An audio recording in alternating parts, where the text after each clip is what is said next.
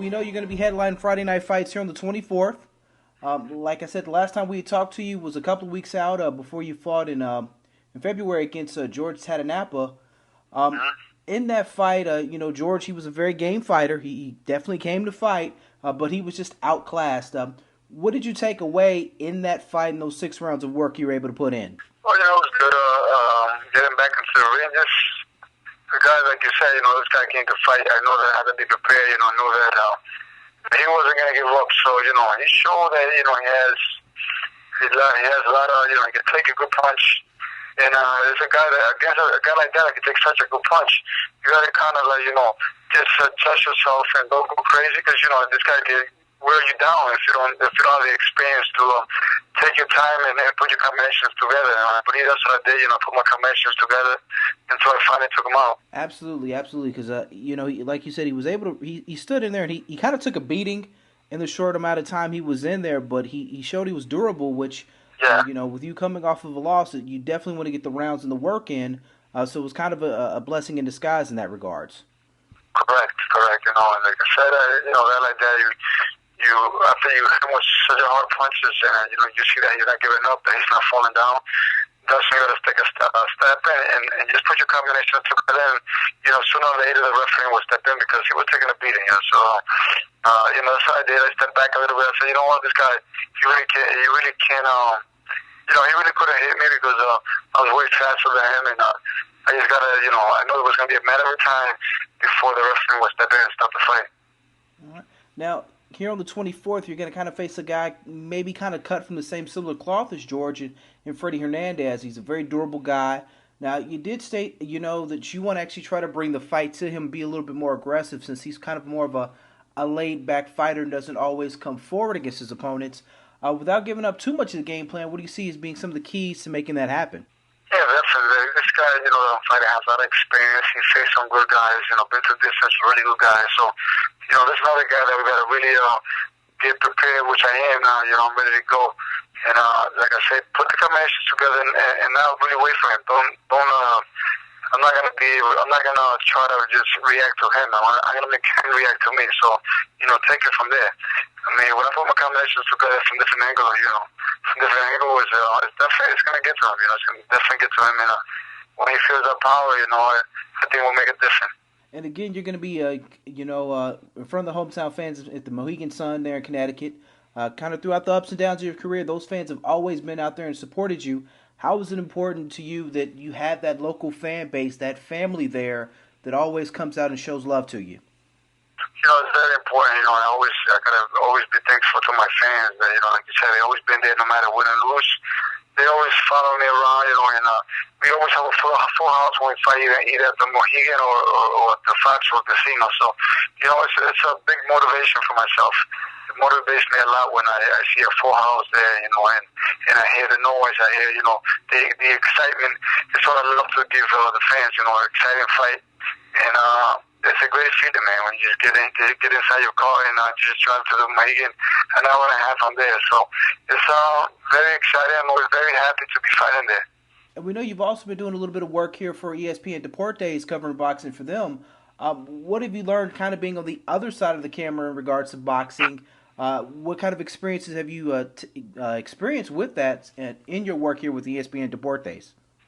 Oh, yeah, I've been working for ESPN for about 2 years, and it's great, man, Like you say, I'm on the other side now, and you'll be surprised at little things that you see, the little things that you learn, because that's what you're looking for. You're looking for, to analyze a fight, you're looking what the guy's doing right, what he's doing wrong, and sometimes, as a fighter, you pass on little things that are important. So, it's a great job. I love it. And I'm doing what I love. I'm getting paid to do what I love. So it's a great experience, and I'm very grateful to ESPN that has given me the opportunity. Now, is that something you can definitely see yourself doing once your fighting career is over, maybe doing that as a full-time job? That way you're still in the boxing game? Oh, yeah, definitely. That's my goal. That's what I'm shooting for. Hopefully I just keep learning, and ESPN will, give me a bigger contracts and, like you said, a full-time job.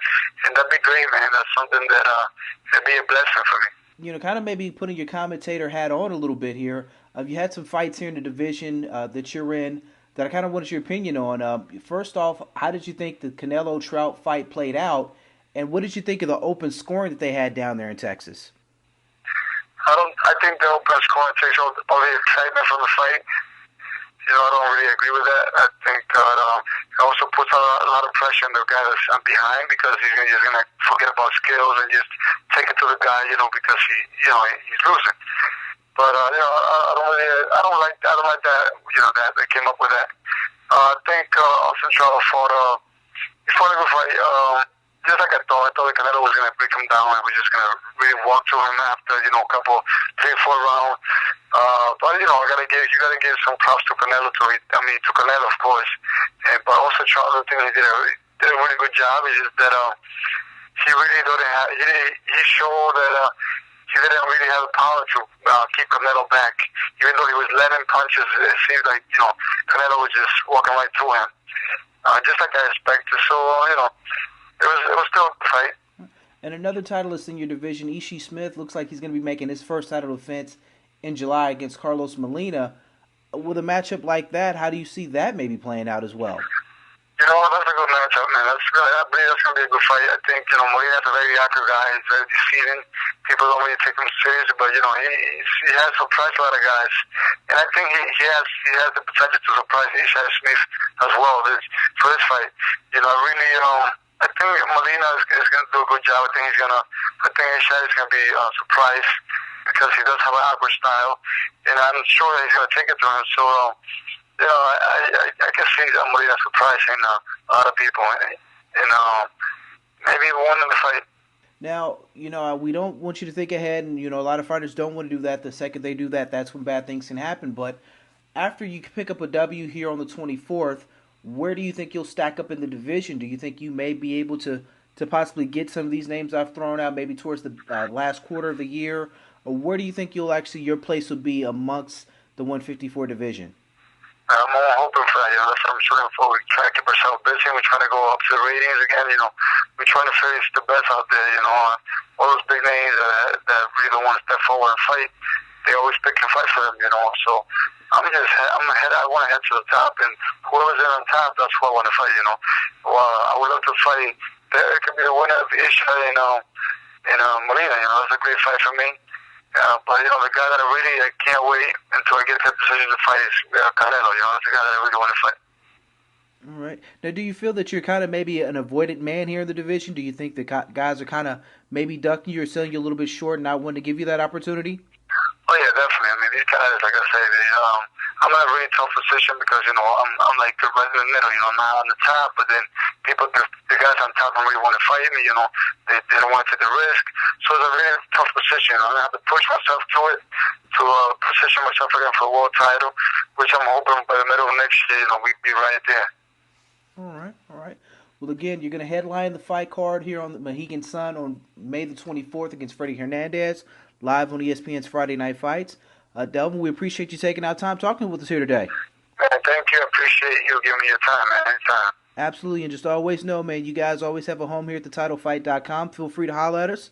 We'll always make time for you. That will never be a problem. Thank you. I appreciate that. Thank you so much. All right, man, you take it easy. You too.